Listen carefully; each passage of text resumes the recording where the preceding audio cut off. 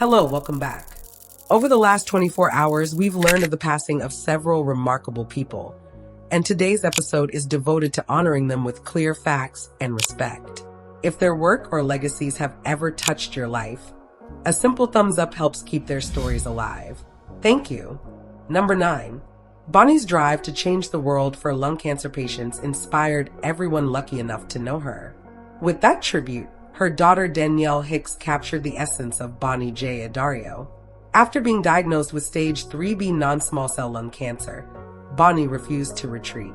She turned a personal fight into organized action, founding the Bonnie J. Addario Lung Cancer Foundation, which later merged into the Go-To Foundation for Lung Cancer, a global force that pushed patient-centered research, expanded resources, and connected people facing the disease. She challenged stigma around lung cancer, built collaborations between clinicians and patients, and mentored families moving through fear and uncertainty. Those who met her consistently said they felt seen and supported. Bonnie led with both strategy and compassion, and much of modern advocacy in this space bears her imprint. She died peacefully at 71 of health-related complications and is survived by Danielle, who continues the mission alongside a broad community. Bonnie helped unite. Her legacy remains visible wherever a patient finds reliable guidance, a study opens with patient input, or a caregiver receives timely help. Tributes to Bonnie J. Addario. Number 8. Nancy King brought a steady warmth that made every room feel welcoming.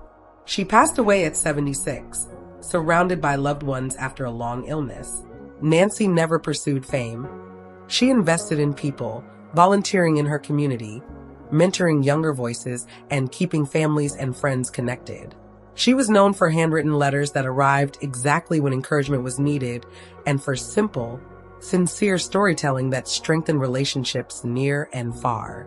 She had a way of making you believe in yourself, said longtime friend and neighbor Joel Andrews.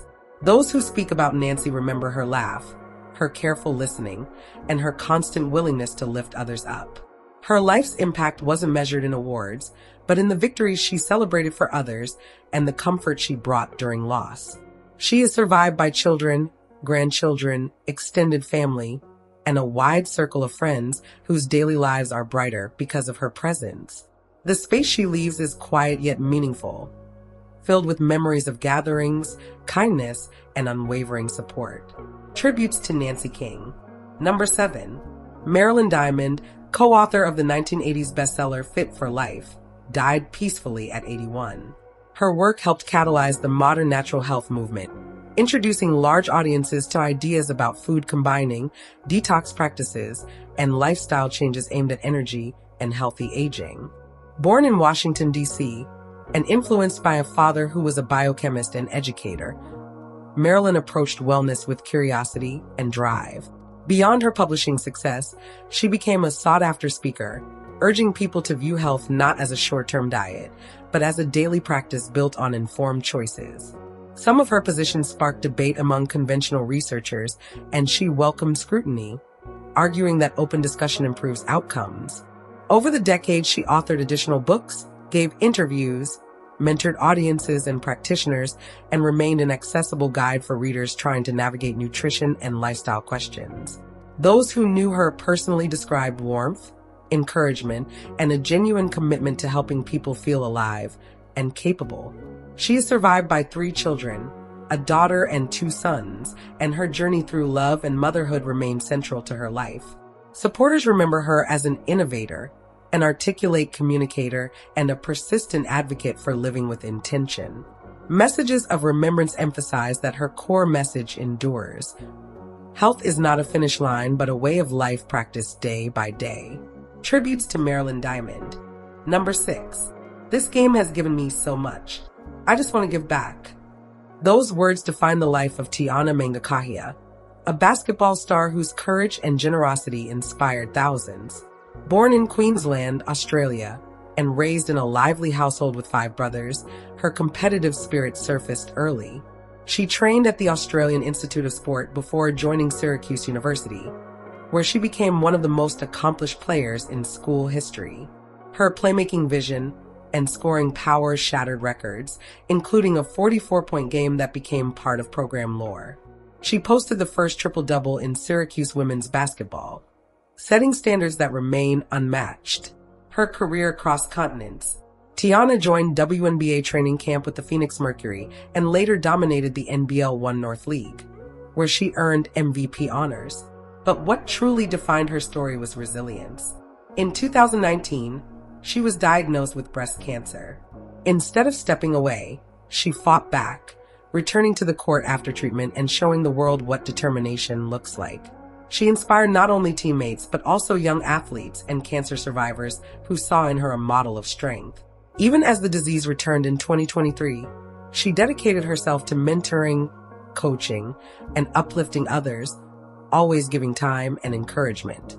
In her final months, Tiana briefly came out of retirement, suiting up once more for the Southern District Spartans, the club where her journey began. She had just signed a contract to play in New Zealand when her condition worsened.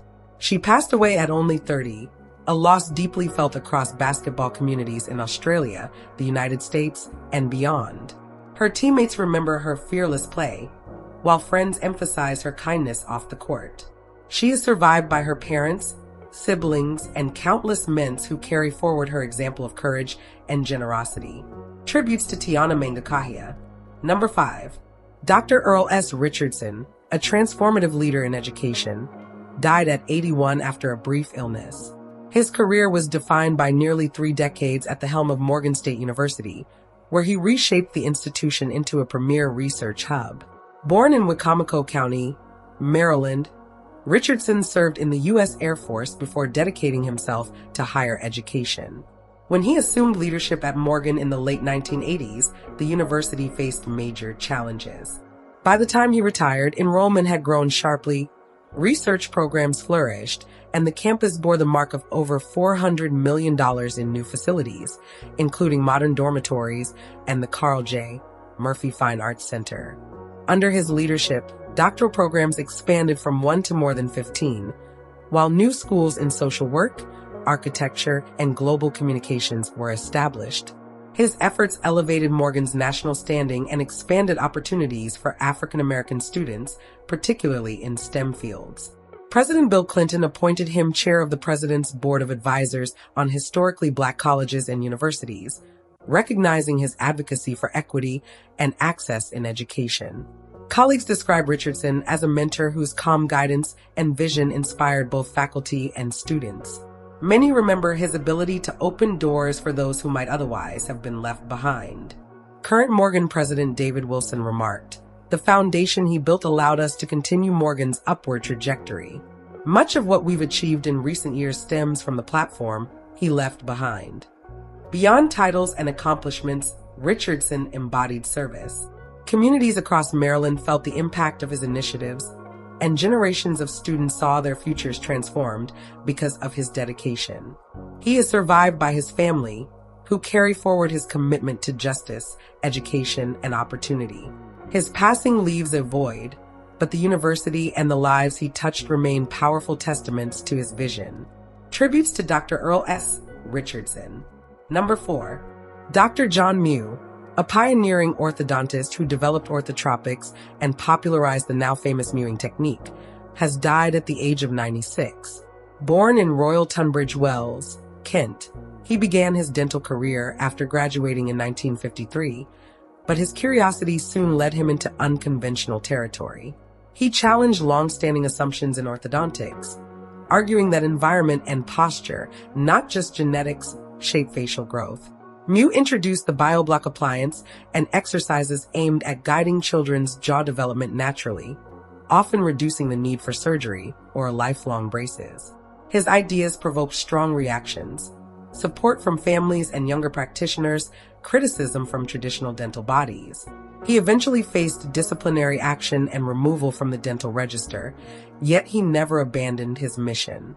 His research, books, and lectures continued to circulate, while his son, Dr. Mike Mew, carried the work into the digital age, expanding its reach online. Outside his profession, John led a colorful life, testing Formula One cars, skiing, and traveling widely to lecture. He was known for sharp wit, perseverance, and the ability to inspire debate wherever he went. Colleagues recall his relentless drive to ask why, a question that challenged norms and forced re-examination of accepted practices. He is survived by 3 children who supported and shared his mission. Fellow dentist Dr. David Moffat said, "John wasn't afraid to ask why. That's rare, and it changed everything for some of us." His influence endures in orthodontics, posture awareness, and among thousands of people worldwide who practice his methods. Tributes to Dr. John Mew. Number 3. Few voices carry the weight of memory across generations, but Andreas Martin had one that did. The German singer and songwriter, whose career stretched over 5 decades, has died at the age of 72 after a quiet illness.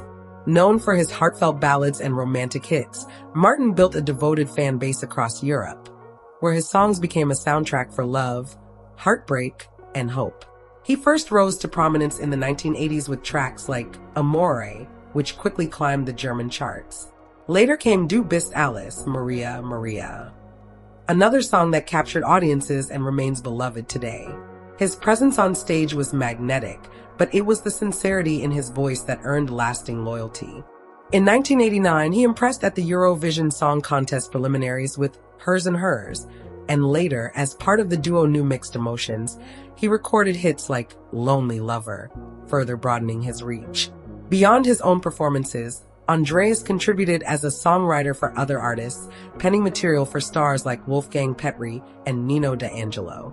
His work behind the scenes was just as impactful as his time on stage. In recognition of his career, he was honored with a Lifetime Achievement Award in 2013, a highlight that affirmed his place in the pantheon of German pop. Tragedy struck when his wife Julianne died, a loss that weighed heavily on him.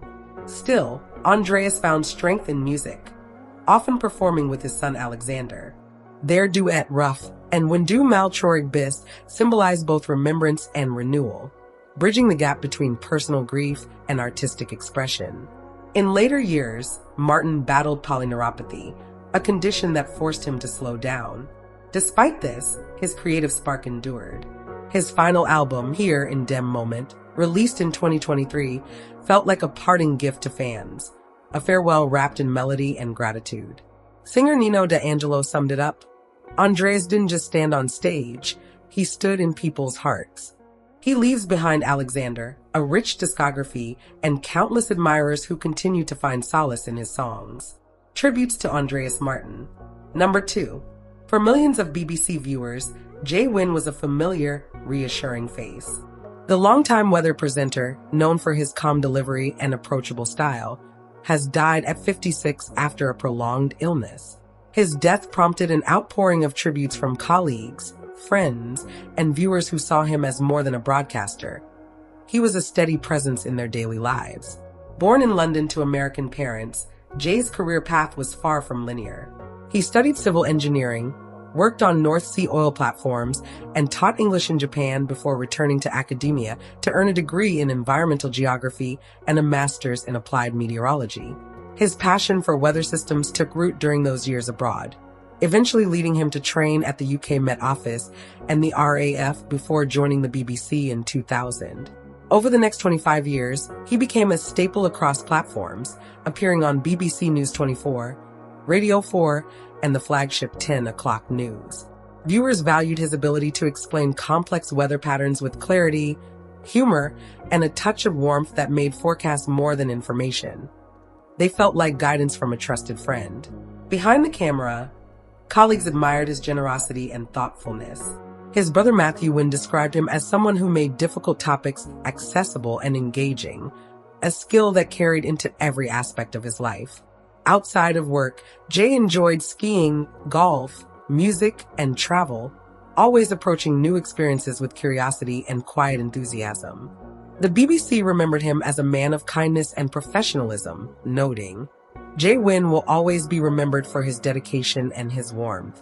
He is survived by his family, who expressed gratitude for the widespread tributes. Though his voice will no longer deliver forecasts, the calm he brought into living rooms across Britain will endure. Tributes to Wynne. Number 1. Per Mattsson, one of Sweden's most celebrated actors, has died at 77 following a short illness. Over a career spanning 5 decades, he became a defining figure of the Royal Dramatic Theatre, Drama 10, in Stockholm, appearing in nearly 100 productions. Born in Västerås, he found his love of performance in amateur theater before training at Teaterhögskolan in Stockholm.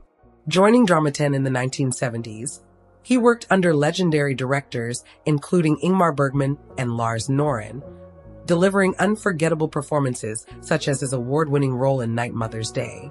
Mattsson also appeared on screen, most notably in Bergman's classic Fanny and Alexander, as well as in popular Swedish television dramas. His performances were marked by emotional depth, clarity, and an intensity that made him a favorite among audiences and critics alike. Beyond the stage, he mentored younger actors, supported experimental productions, and championed the role of the arts as a force for connection and healing. German's artistic director Mattias Andersson called him an incredibly sensitive and multifaceted actor whose absence leaves a great void in our history. Over his career, he was honored with the Thalia Prize, the O'Neill Prize, and the Gun Wallgren Scholarship, awards recognizing his immense contributions to Swedish culture. Actress Alexandra Rappaport expressed deep sorrow at his passing, noting how his artistry and humanity inspired generations. Mattsson is survived by his family, friends, and colleagues who remember not only his talent but his kindness. His legacy is one of artistry, mentorship, and dedication to storytelling. In every performance, he brought humanity to the stage and screen.